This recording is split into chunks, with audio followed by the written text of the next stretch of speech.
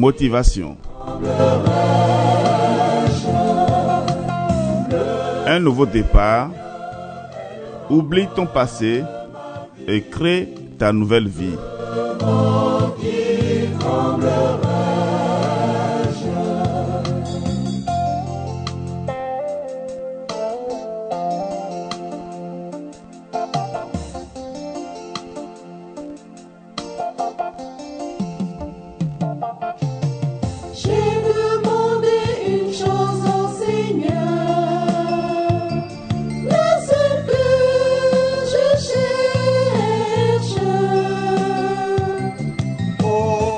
Paix et joie à vous tous, chers amis, frères et sœurs. Heureux de vous retrouver pour notre enseignement sur la motivation.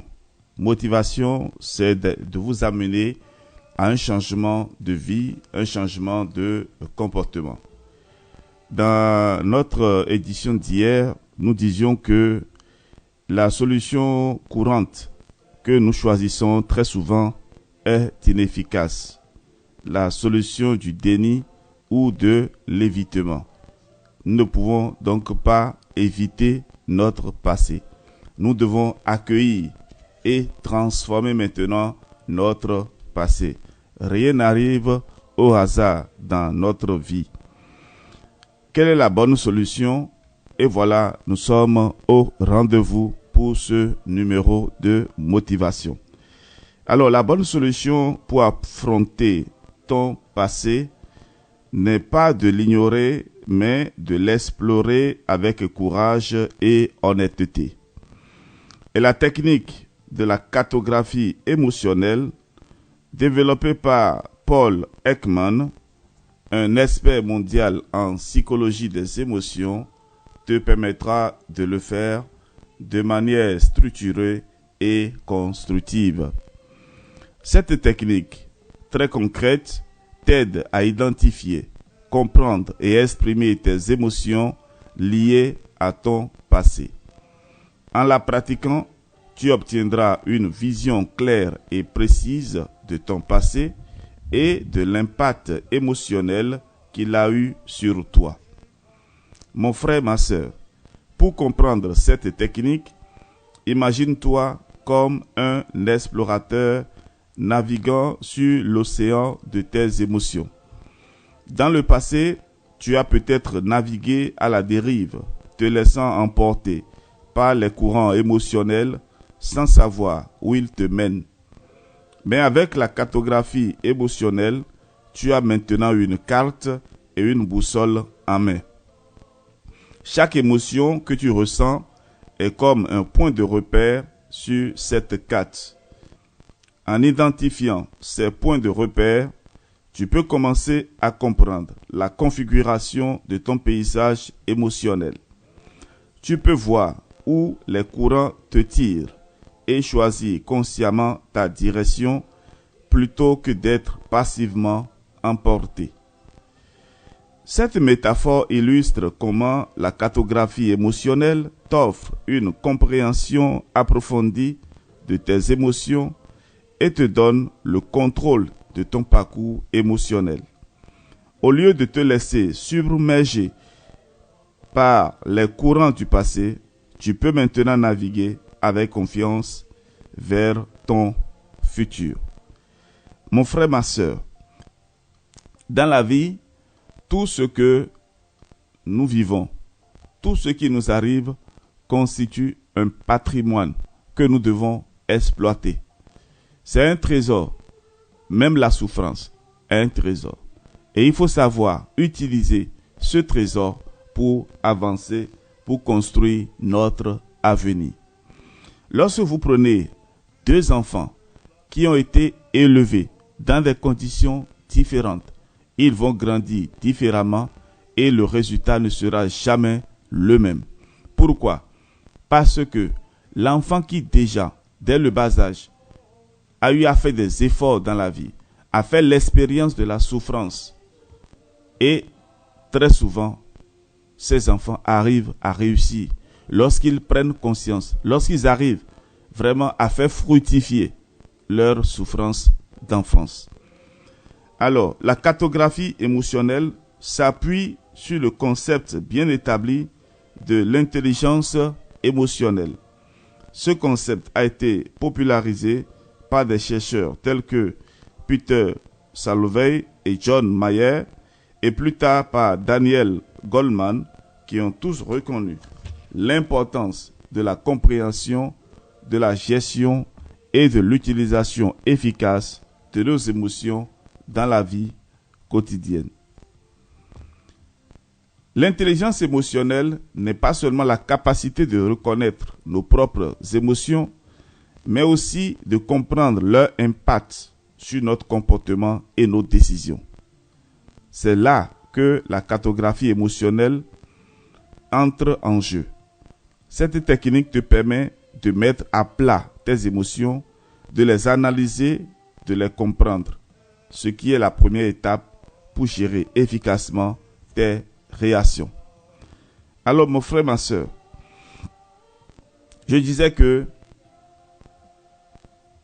la technique de la cartographie émotionnelle te permet de mettre à plat tes émotions, de les analyser et de les comprendre. Aujourd'hui, lorsque vous voyez un enfant agir, remontez un peu à son passé et vous allez comprendre pourquoi il est têtu. Remontez à son passé même pendant la grossesse. Et vous allez comprendre aisément pourquoi cet enfant-là est introverti, pourquoi il est fermé sur lui-même, pourquoi il est brutal.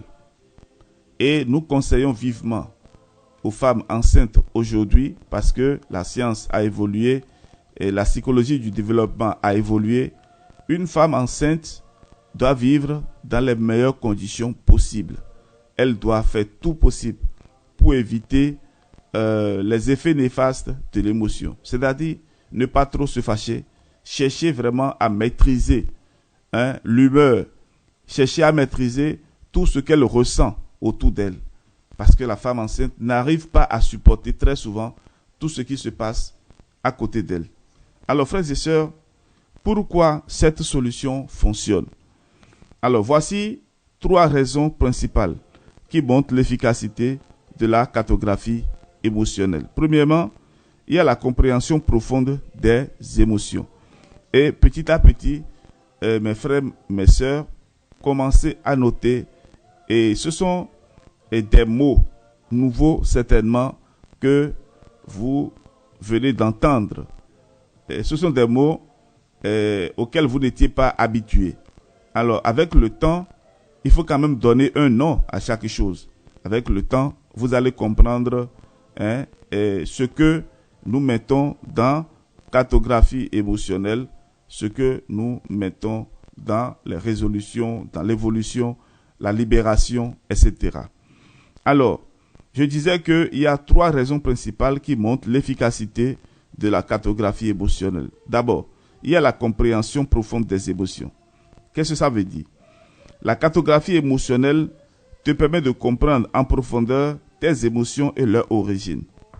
Une étude menée par plusieurs chercheurs a révélé que la capacité à distinguer et à décrire précisément ces émotions, ce qu'on appelle la granularité émotionnelle, est associée à une meilleure régulation émotionnelle et à une meilleure santé mentale.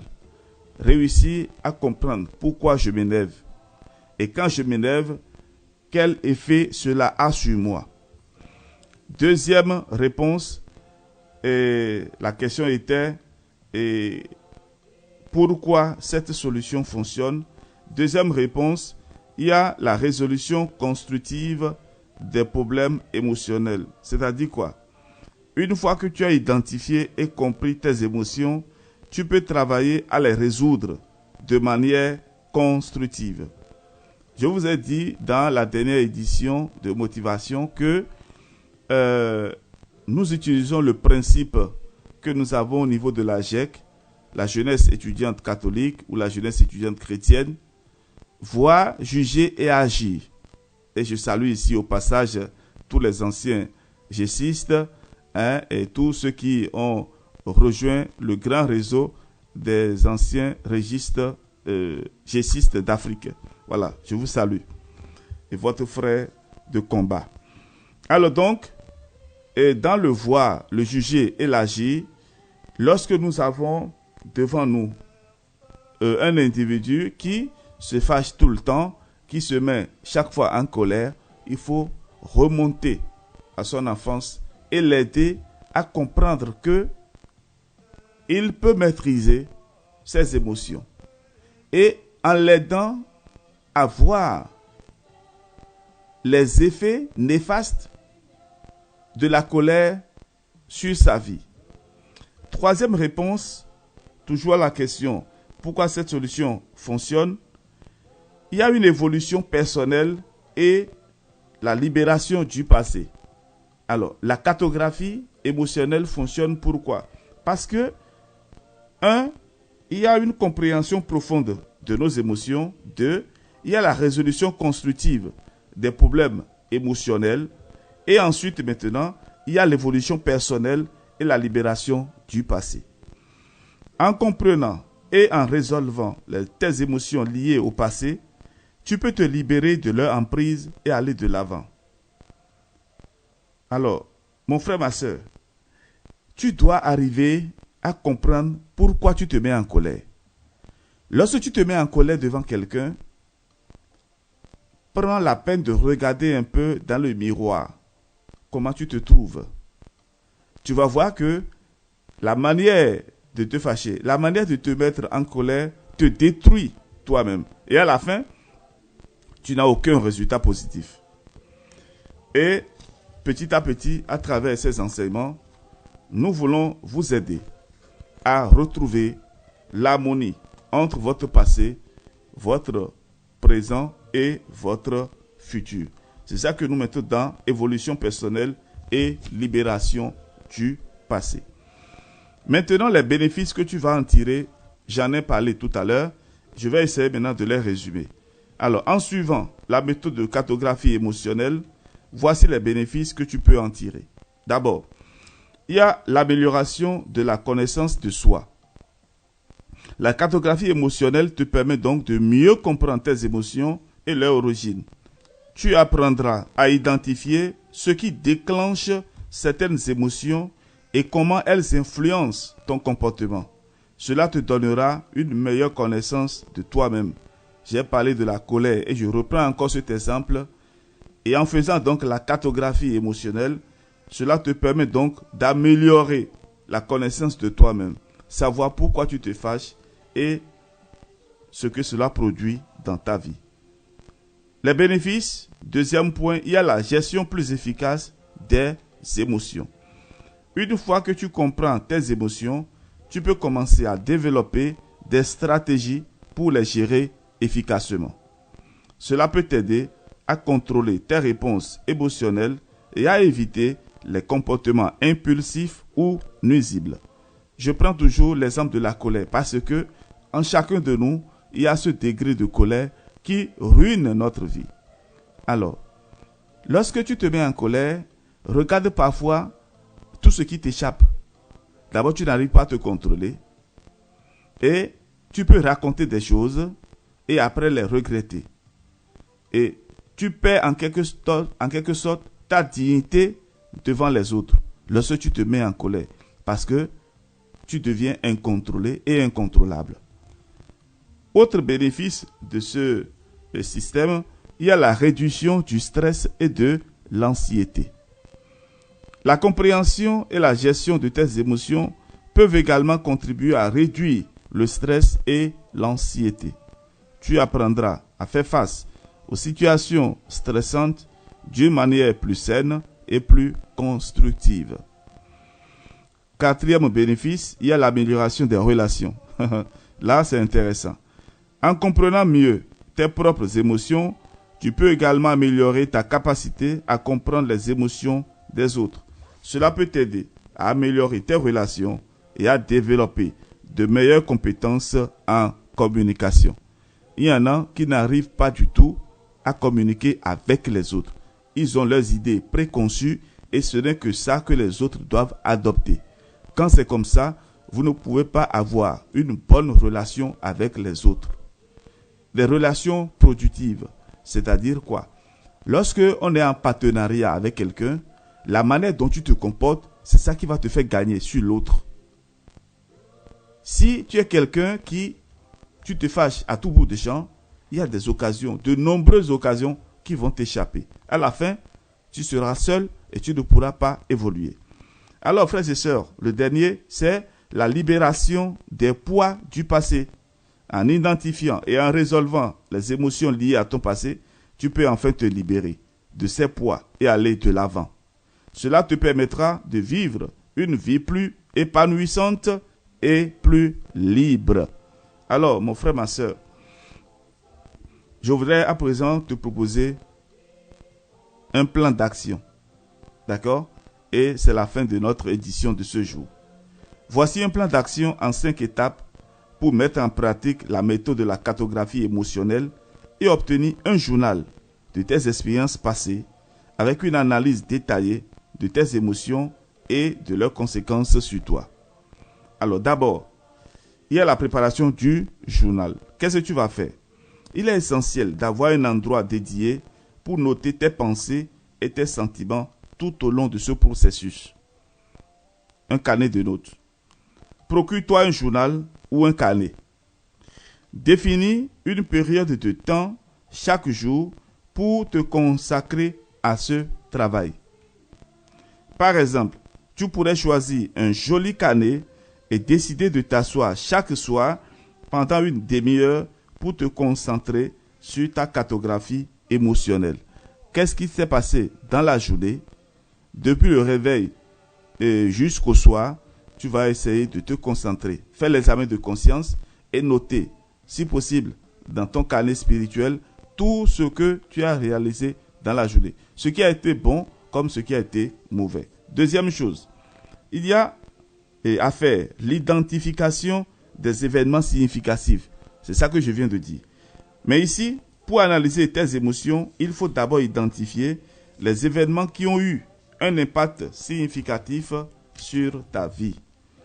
Remémore-toi des événements passés qui ont suscité des émotions fortes. Et une parole, un geste qui t'a rappelé ton passé. Note ces événements dans ton journal. Par exemple, tu peux te souvenir d'une rupture douloureuse et écrire comment elle s'est passée et ce que tu as ressenti. Et nous aurons à aborder après ce thème les blessures affectives. Ici, par exemple, qu'est-ce que tu vas faire comme travail? Il y a une rupture douloureuse, sentimentale que tu as eu à vivre par le passé. Peut-être qu'avec tes camarades, quelqu'un est en train de parler de la personne avec qui tu avais eu un problème. Et aussitôt, tu remarques en toi un changement brutal d'humeur, un changement de température. Écris ça dans ton journal et nous allons en parler plus loin. Cela va t'aider à comprendre qu'il y a encore des blessures en toi.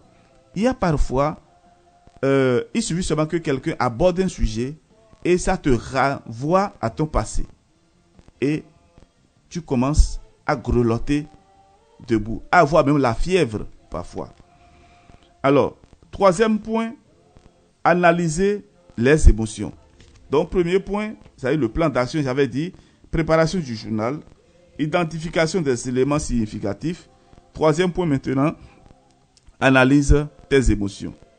Alors, qu'est-ce qui va se passer? L'analyse de tes émotions te permettra de mieux comprendre comment ces événements t'ont affecté. Pour chaque événement, identifie les émotions que tu as ressenties. La peur, le stress, la fatigue, la fièvre, et tu comprends. Alors, voilà ce qu'il faudra faire. Deuxième point, évalue l'intensité de chaque émotion sur une échelle de 1 à 10. Est-ce que tu t'es fâché de manière violente? Est-ce que tu t'es concentré sur toi-même et au fond de toi, tu as ressenti la douleur? Alors, quelle note tu donnes? Par exemple, tu pourrais écrire que tu as ressenti de la tristesse et de la colère lors de la rupture et noter que ta tristesse était à 8 sur 10 et ta colère à 6 sur 10. Ce sont des exemples. Quatrième point, l'examen des conséquences. Examiner les conséquences de tes émotions t'aidera à comprendre comment elles ont influencé ton comportement et ta vie. Pour chaque émotion, note les actions que tu as entreprises en réponse. 2. Réfléchis aux conséquences à long terme de ces actions sur ta vie. Par exemple, tu pourrais noter que ta tristesse t'a fait t'isoler de tes amis et que cela a eu un impact négatif sur tes relations. 5e et dernier point, suivi et révision. Le suivi de tes progrès et la révision de ton journal te permettront de voir comment tes émotions et ta réponse à celles-ci ont évolué avec le temps. Relis régulièrement ton journal pour suivre ton progrès. Note les changements que tu observes dans ton comportement ou tes émotions. Évalue ton progrès en fonction de ton niveau de compréhension et de gestion de tes émotions. Par exemple, tu pourrais remarquer que tu es devenu plus habile à gérer ta tristesse et que tu ne t'isoles plus autant qu'avant quand tu es triste. Cette amélioration peut être un indicateur de progrès dans ta gestion émotionnelle. N'oublie pas que la clé de ce processus est la constance. C'est un exercice à faire tous les jours. Sois patient avec toi-même et n'oublie pas que la compréhension et la gestion des émotions sont un voyage, pas une destination. Donc, c'est un voyage à entreprendre. Voilà, frères et sœurs, je vous résume rapidement le plan d'action. Et le plan d'action est en 5 points. Premièrement, préparation du journal. Deuxième point, identification des événements significatifs de ta vie. Troisième point, analyse des émotions. Quatrième, examen des conséquences. Cinquième point, suivi et révision. Alors, je viens pour appuyer encore ce que je viens de dire sur le suivi et la révision. Alors, c'est très important, chers amis, de relire régulièrement ton journal pour suivre tes progrès. Alors, dans une journée, tu t'es fâché, par exemple, 7 fois. Tu dois noter. Et tu te donnes comme exercice d'arriver à la maîtrise totale de toi. C'est vrai que c'est presque impossible. Mais l'effort que tu fais, cela va faire que le lendemain, au soir, quand tu vas faire l'examen de conscience, tu vas constater que hier, tu t'es énervé, tu t'es mis en colère 7 fois et que aujourd'hui c'est 5 fois. Ainsi de suite. Cela te permet donc de noter les changements que tu observes dans ton comportement ou tes émotions. Tu évalues ton progrès en fonction de ton niveau de compréhension et de gestion de tes émotions. Et n'oublie pas que la clé de ce processus-là, c'est la constance. Nous sommes en voyage, nous ne sommes pas encore arrivés. C'est comme la perfection. Nous sommes en voyage, nous sommes encore dans les escaliers. Nous ne sommes pas encore arrivés à la hauteur. Et donc, frères et sœurs, chers amis, et je m'arrête encore là aujourd'hui. Votre serviteur, le Père Jean-Raphaël Marie Tornoudji. Et n'oubliez pas, si vous avez des questions particulières, pour mieux comprendre cette formation, écrivez-nous par WhatsApp, plus 229 67 20 14 14. Alors, on se donne rendez-vous demain pour la suite. Et n'oubliez pas que le thème que nous développons, c'est pour vous aider à être des hommes debout. Parce que, autre que la prière et tout ce que nous vous proposons, nous devions vous aider pour un changement de comportement, un changement de vie, qualitatif et quantitatif. Que Dieu soit votre force. On se donne rendez-vous demain. Ave Maria.